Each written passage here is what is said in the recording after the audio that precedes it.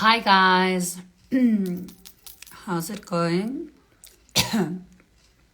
Welcome. So I'm going to speak a little bit about what I have been going through and what I've been clearing on a personal level, on a planetary level, on a collective level. Hi guys, welcome.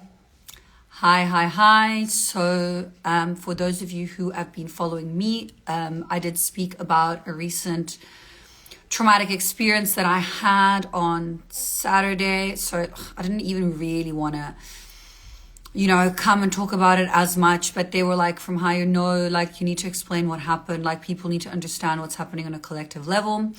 So first of all, I just want to tell you guys that there's the big anger template that was being cleared last week and the week before that has basically fully released. So that's the good news. You might still have residual energy. You might still feel like irritated or irritable or things like that. But that big anger template that we were clearing as a collective has cleared and has released. So this is what happened to me, okay? And I'll also explain to you guys the energetics behind it, the understanding that I have. It's quite interesting when these things happen. I spoke to 3 colleagues actually yesterday, and it's funny because everyone gets different pieces that are part of the puzzle, and then it's up to me to tune in and get the full picture, which I probably still don't have, because sometimes with these experiences, when I fully released the scarcity template back in 2022, I only understood that was what had happened about a year after. Like 10 months after.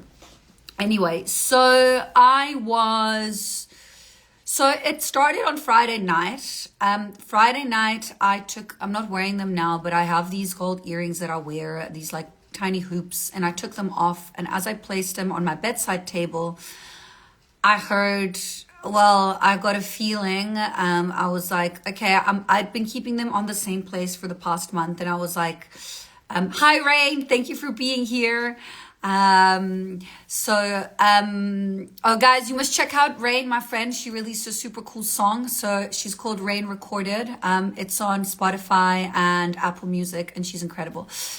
So hi Dan, hi guys. There's a lot of you guys here. Thank you for being here. Okay, so let me get to the story. So I basically took my earrings out. I put them on, no, not on the bedside table. I put them next to my sink in the bathroom, and a voice was like, I just heard intuitively, I was like, okay, I need to put them somewhere safe or I'm going to lose them, or like they're not going to be here or whatever, because they were just like in the middle of other stuff. Okay. The next morning I get up, I need to travel with my 3-year-old, and I can't find one of the earrings, and I'm like, oh my God, but I put them here, where is it? So basically this just goes to say I spent about half an hour looking for the earring, which I eventually found. It had been swept and moved when I moved stuff around. Anyway, that made me be half an hour late. Then I was like, okay, should I stop for petrol? Yes, no, maybe. This is like a 2-hour drive I need to do. I had like half tank. I was like, okay, let me fill it up. Sorry guys, I'm going to be clearing in and out because I've been clearing for quite a while. And it's a story of my life. Anyway, and then, okay, so then I stopped for petrol, and then I'm like, okay.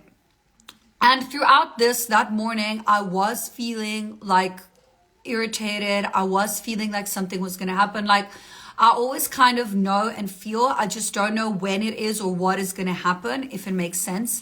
And I also knew that there was this big anger template that needed to be cleared, but I didn't feel angry. Like mine was a sense of an easiness, which I felt that was the same before I had my accident in India. Anyway, so then I get on the highway, and as I'm on the highway, I'm about like 20 minutes outside of the city, and there is a huge traffic jam. And the reason of the jam, I then found out, was because the cops were about 1 kilometer ahead and they were looking for people. So they actually had blocked the traffic on the highway. They were looking for like drugs and alcohol contraband or something like that. They then explained to me because I went to them after. Anyway, so I get blocked and I'm in this traffic jam. And like throughout this thing, I was like, as I got into it, I was in the middle lane. Then I was like, no, let me get on the right lane. It goes a bit faster. And then as I'm in the right lane, I was like, I should have been in the middle lane. Anyway, like a series of small things, okay? And throughout this, I'm also getting the constant message, shield, protect, ground, shield. So I did extra shielding on my system, and I'm like, okay, I'm like, guys, like, why am I, why is this necessary? But they were like, just do it. Okay, so I did extra shielding. And then, sorry, I'm just going to light an incense. Anyway, so then I'm sitting in this jam, and I see these two guys, like, that I thought were there to cross. I literally thought these two, they were two lighties. They were like maybe 17 or something. And I literally thought these guys wanted to cross. And I didn't think of it twice because I was just, and I take out my phone and I start looking at the GPS, and all of a sudden my window gets smashed in my face.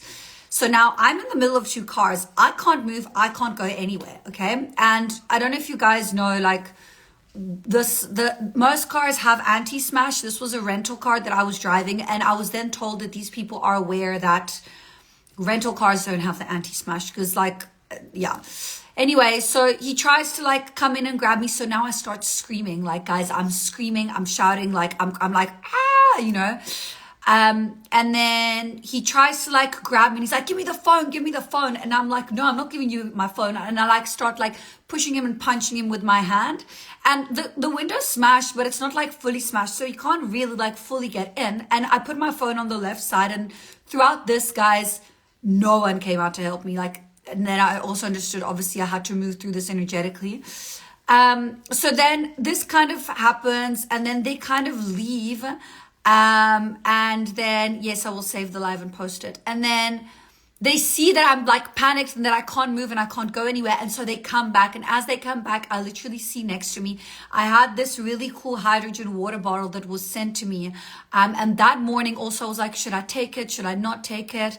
And then I decided, yeah, I'm just going to take it with. And it was next to me. And as he comes back to me, like, I grabbed the bottle and like I hit it in his face. And this is like a glass bottle. And the guy's like, and then he kind of like goes away, and then I throw it at them, and then that's when they actually left. I literally think that bottle saved my life. I don't know what would have happened if I wouldn't have had that bottle. They would have probably because I couldn't go anywhere. I was stuck between two cars because of the traffic jam, and this is like on the highway, and I couldn't even drive to the side. Like, there was nowhere, like, I was just stuck there. And throughout all of this, my 3-year-old didn't even cry.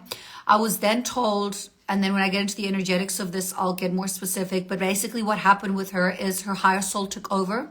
Her higher self, a higher version of her took over. So she wasn't really there. And the higher self was doing energetic work in order for this to go in the way that it was supposed to go. Anyway, so then I just kind of like, they led me into the side lane. I moved a little bit forward, and this one guy drove next to me and he said, go into the emergency lane, which I had now moved a little bit forward, but then it was like free. So then I went there, and far ahead there were the cops, and then like all the logistics, I took the car to the rental people. They gave me a new one. And it was so funny because like this happened right outside, like in the outskirts of where I had rented the car, and the exact same place. And when I took the car back, they said to me, you were meant to come in anyway because it's been a month that you had rented the car. So you had to come in for renewal, which I had completely forgotten and not written down anywhere. And I probably would have been like supercharged if I didn't come back and renew the contract for the car, because it's just like a monthly thing. And then you need to go back and renew it after a month. So it was very interesting how everything was kind of like aligned in that way as well. So anyway, okay, so then I just drove on, and I got to the place. Obviously, like, I was in shock, like I had PTSD on the drive back, like the night before I had to drive back, like I couldn't sleep, I had PTSD. So then I connected with a few colleagues and I tuned in, and I'm obviously only going to get the real story further on. But the first thing that came through was that in my personal experience, I had to clear a template. Those of you who've been following me know that I was in a abusive relationship. My partner at the time used to like hit me. He almost killed me when I was pregnant. Anyway, there was a very similar dynamic where he smashed the car window to get in the car because I was trying to get away. I was trying to get away from him. So I got in the car and he like tried to get me. So he smashed the window in the back of the car, got into the car and started trying to like strangle me. Sorry, I'm just looking at the comments here. It's funny how how people who have really no idea who you are are trying to tell you what to do. Anyway, so he was trying to like strangle me, and anyway, so that brought up that template that needed to be clear within my own experience and within my own issue, and my own kind of like understanding of that. Like I was aware that had happened, but sorry guys. Yeah, I don't appreciate people psychically attacking me when I'm trying to explain a story and telling me what to do. So I just had to remove someone from the live. But again, it is what it is. So this is the kind of energies that work, you know. So anyway, what happened is then, yeah, and the filters also changed. Yeah, now I look quite pale.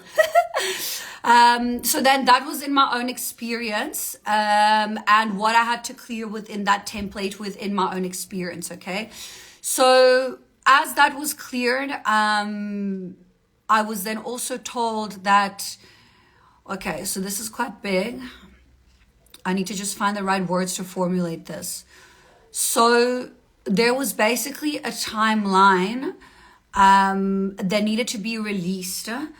And by contract, I had to release this, a planetary timeline, but it's also located locally. So where this happened was actually next to like a township. So where there's a lot of people, a lot of poverty, a lot of anger, a lot of fighting. And there was this dark energy harnessing within that and within that timeline that would have been possible of this manipulative energy taking over aspects and areas. And what actually happened physically, I was shown with my screaming and my shouting and my heightened and extreme emotions. I let out a blast from my heart center that cleared it. And I was shown this yesterday as I was speaking to a colleague on the phone. I was literally shown, he was also shown my heart center and how it opened and expanded. And through my heart, it wiped clear the timeline. But I had to go through that extreme emotional experience. There's more to it that I'm not allowed to share, but this is basically what happened. And something really important that came through to me, a lesson that has come through to me in the past few weeks, is that, especially with this anger template being cleared and released on a collective level, sometimes it needs to be cleared through the extreme emotions. It needs to be released in that way. There's a very big misconception of, you know, the spiritual bypassing and the like, you know, oh, it's love and light. And like someone sent me a comment in my DMs. Oh, I'm surprised that you reacted like that. What am I supposed to do? Allow them to assault me? Like, guys, no, like this is literally like programming at its best. So that's really important that came through as well to express. And yeah, you know, as someone's saying, the clarity within these experiences, you know, sometimes the timeline needs to shift and the experience needs to be lived with the extremity of these emotions. Yeah, exactly. Someone's like, how am I supposed to react? Yeah. And then something else that also came through, which was really interesting, was that if I would have given them my phone, the timeline would have not cleared because I would have been complicit to the experience. So I would have been like, oh, it's okay that you're assaulting me here, take my phone. And I wouldn't have been able to clear the timeline in the same way. It would have been differently. So everything that I did went in the way that it was supposed to go for this timeline, this template, this experience, this very dark world. Like, to an extent, it was a world with, you know, these parasites, these demonic entities and these beings, because this is what we were dealing with. This is demonic entities that needed to be cleared and needed to be released. Yeah. And some of them were transmuted from this lightning blast that was sent from my heart center. They were literally transmuted. Some of them that didn't want that went back to where they came from, which is not within our reality and within our timeline. So yeah, guys, so this is the story. And this is what has come through up to now. I know that more will come through to it as well. And yeah, it's just interesting how I literally got psychically attacked on here by this woman telling me how I'm supposed to feel and how I'm supposed to tell my story. And then I pointed out to her, and she comments saying that I'm full of ego. So I just removed her. I don't actually have time for this, but this is the example, guys. This was a very clear psychic attack of someone coming on and being like, oh, you're anxious. This is not how you should be saying it. You should slow down. This is how you should be talking, like, but being mindful and aware, nothing against your compassion, just not my monkey, not my circus. You can forgive, but it doesn't mean that it needs to be in your field. So this is when I speak about boundaries. This is what I mean. So yeah. So this is my experience. This is what happened to me. We are okay. I did have a bit of PTSD on the drive back, I must say, and I am probably going to get myself some pepper spray after this. For those of you asking, this is in South Africa, precisely just outside of Cape Town where it happened. So yeah, just be mindful, be aware, grateful for the experience. Don't think it's going to happen again anytime soon. That was my thing. I was like, guys, is there a leakage? Is it, is there something that I'm not seeing? They were like, no, this is the role that you're carrying. This is the template that you needed to clear. And this is how it needed to happen. And through clearing that, you cleared for yourself. Again, as I said, there is more to this. But yeah, this is what I'm allowed to share now. I'm going to do a little bit of light language just to seal this in. Niatu kuroi shinayata. Triate kuru kriatika ria shinayatera ukuroi shinayata. Trena ria kiet kur aseya setu kuraya sharayatra. Trea kiet karase nayatu karia esero korotietari. Trena ria kie kuruko cheyatakra. Triate sayata kuna ria chera yasiero tukuroishia. Niara tre akiet kur atrea sietu kuna yaishera yatra. This is going to assist with your truth, being in your truth, speaking your truth, and your boundaries. Yat kie naratra. Taina trea kre kurukut kera isara yaishena yataria se ukuro itera. Trea te ukuro aneara tri ase ukuruko ishitaya. Trio tukuna isara yatre yakura yashe yatara sena yatra. Shukuro ishena yatra trea sietaka. And then last but not least, guys, I am running my Costa Rica retreat in November. Tickets are still available. You can find the link in my bio. 6 days, 5 nights. It's going to be really beautiful. We're going to be working with the 4 elements, doing dragon body activations, and I'll be doing light language and clearing on each individual every single day. So there'll be a lot coming up for that. Next month, I am going to be in Los Angeles. I will be holding a workshop at Disclosure Fest. Again, link to tickets in my bio. My workshop is on the Saturday. You can get day tickets or 3-day passes as well. I'll be running my own workshop as well in Los Angeles. Sorry, guys. And that'll be on the 28th. I will be in Pacific Palisades right next to Santa Monica, and I'm also taking one-on-one in-person activations for Los Angeles. So if you want to come and do a one-on-one, you must just send me a DM or write to me through my website. Okay, someone mentioned come to Sedona. It was in the cards, but it might be a little bit too tight this trip. I might come in November because I'm back. I'm going to be back in the States in November before Costa Rica. I don't know if I'll be doing LA again. I'm going to see. But yeah, I was in LA just now in February, for those of you who don't know. And again, you're welcome to send me a DM if you want to book a one-on-one when I'm there, a light language activation. And then the 7/7, I will be in San Diego. I'm going to be speaking and hosting with a few beautiful colleagues.